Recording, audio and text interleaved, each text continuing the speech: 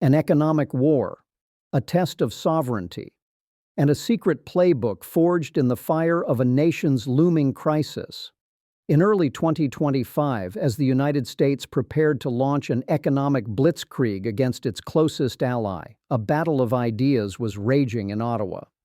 The threat was a potentially crippling 25% tariff on nearly all Canadian goods, a move designed by Donald Trump to reshape North American trade. Washington expected a quiet surrender. What it got was a debate that would define the country's future. This isn't just the story of a trade war. It's the story of how Canada, facing an existential threat, began to write a new multi-pronged plan, not just for survival, but for a declaration of economic independence. This is the story of how Canada prepared to fight back. The storm had been gathering for months. Following his election victory, Donald Trump's America First agenda put Canada and Mexico squarely in the crosshairs. The pretext was a national emergency over border security, but the goal was clear: use the hammer of tariffs to force concessions. A staggering 25% tariff on most Canadian goods and 10% on energy was set to activate on February 4, 2025. For an economy that sends over 75% of its exports south, this wasn't just a policy dispute, it was an economic earthquake in the making. The moment demanded a united front, but behind the scenes, a fundamental question divided Canadian leadership.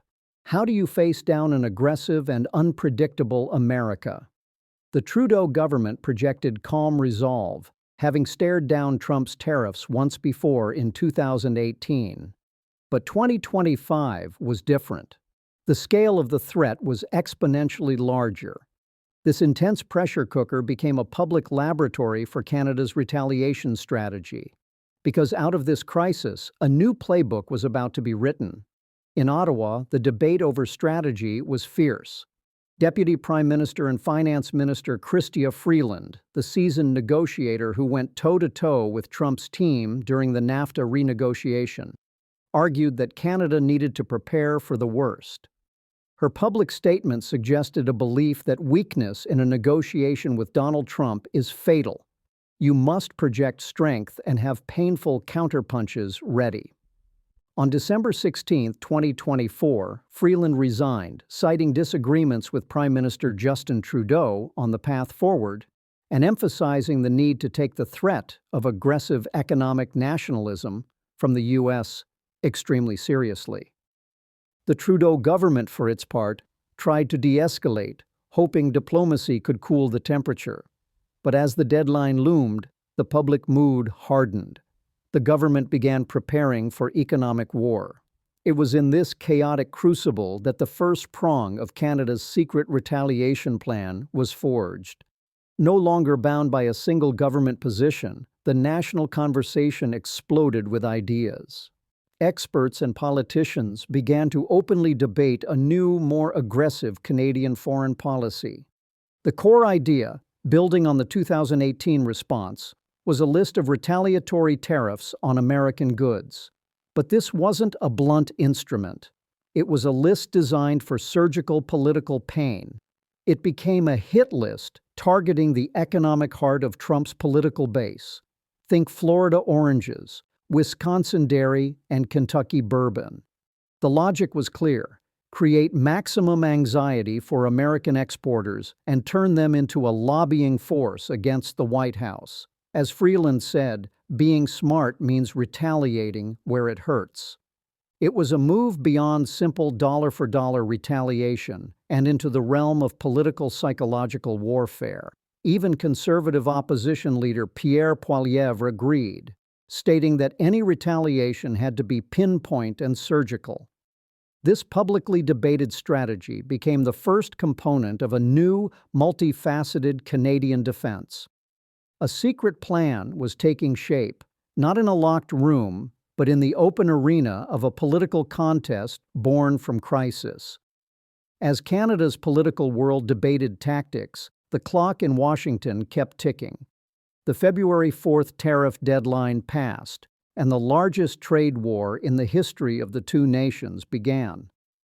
The economic shock was immediate. Supply chains that were deeply integrated were now being violently tested, and the flow of billions in daily trade was suddenly at risk.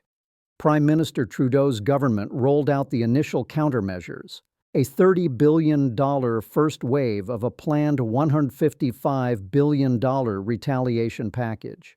The chaos of the moment was perfectly encapsulated when the Ontario provincial government announced a 25% electricity surcharge on exports to the U.S., only to suspend the decision the very same day amid frantic consultations. It was a sign of the immense pressure and high-stakes improvisation happening at every level. Parliament became the central battlefield.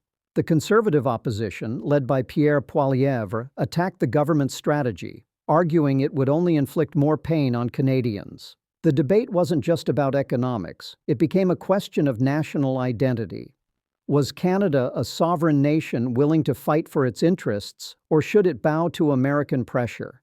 It was in this supercharged atmosphere that other, more powerful ideas began to surface. Mark Carney, the former governor of both the Bank of Canada and the Bank of England, emerged as a powerful voice. An outsider to Ottawa's political brawls, but an insider in the halls of global power, he represented a different kind of strength. The cool, analytical mind of a central banker who had steered economies through global meltdowns. Carney floated an almost unthinkable strategic lever: Quebec's massive hydroelectricity exports to the American Northeast. It wasn't a formal proposal, but a calculated mention of a strategic asset. A reminder that Canada held cards that could, figuratively, turn the lights off in parts of the United States. It was the whisper of a nuclear option, a powerful second prong of the retaliation strategy held in reserve. America might have the bigger economy, but Canada had a light switch. This leverage, though unspoken in official policy, ensured Washington could never be certain how far Ottawa was willing to go. Freeland's surgical tariff list and Carney's energy lever weren't just talking points. They were the publicly debated components of a national brainstorming session on how to fight back. The fight was on. Now the Canadian government had the political space to unleash its full, multi-pronged secret plan. The first prong was surgical retaliation. The retaliatory tariff list was a masterpiece of political targeting.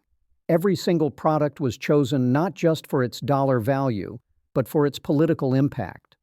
The goal was to inflict maximum pain on businesses in key Republican-held districts, effectively turning American producers into an anti-tariff lobbying force inside the United States. Canada was weaponizing America's own political map against itself. The second prong was held in reserve: the energy leverage. The quiet mention of hydroelectric power was now a credible threat. Canada supplies a significant portion of the electricity to New England and New York, and is the U.S.'s largest energy trading partner overall. The implicit threat of restricting that flow, while never officially stated as policy, hung over the negotiations. But playing defense was never the whole plan. The third and most audacious prong was a bold pivot on the global stage: the EV gambit. Recognizing the trade war was accelerating a global economic realignment, the Carney government, in this narrative, decided to lean into the disruption.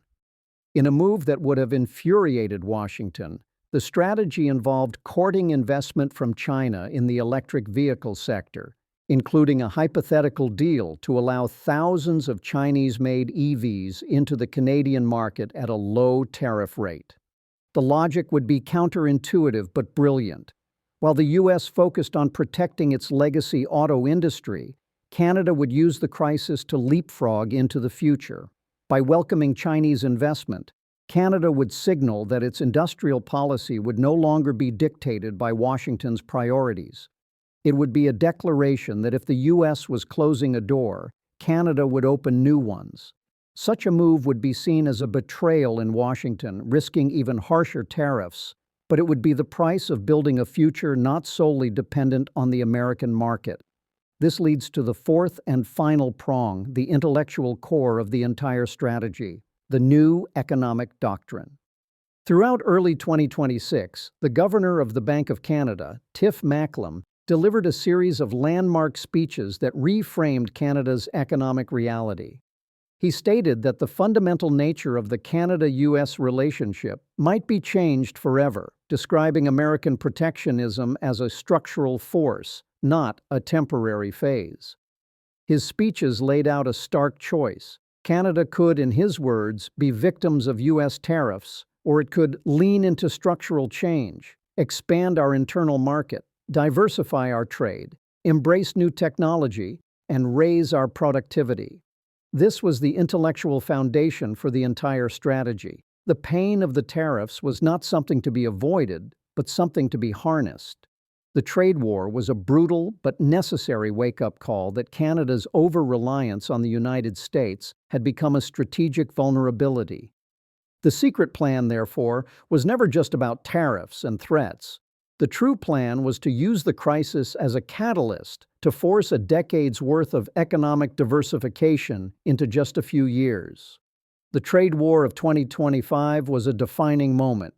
It began with a threat designed to fracture and intimidate. It triggered a national crisis of confidence that forced a debate about the country's very future.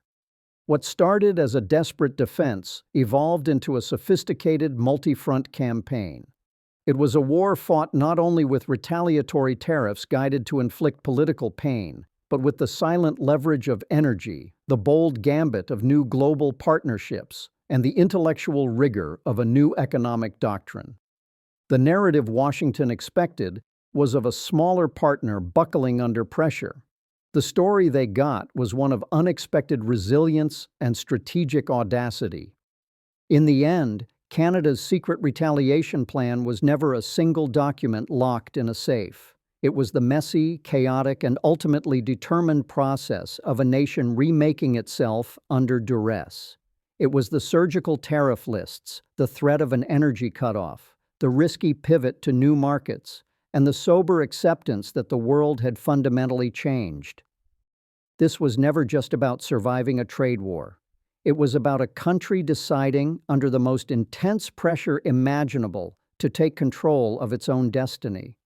It was about proving that the true secret weapon of a middle power isn't its size, but its strategic resolve and its courage to build an independent future.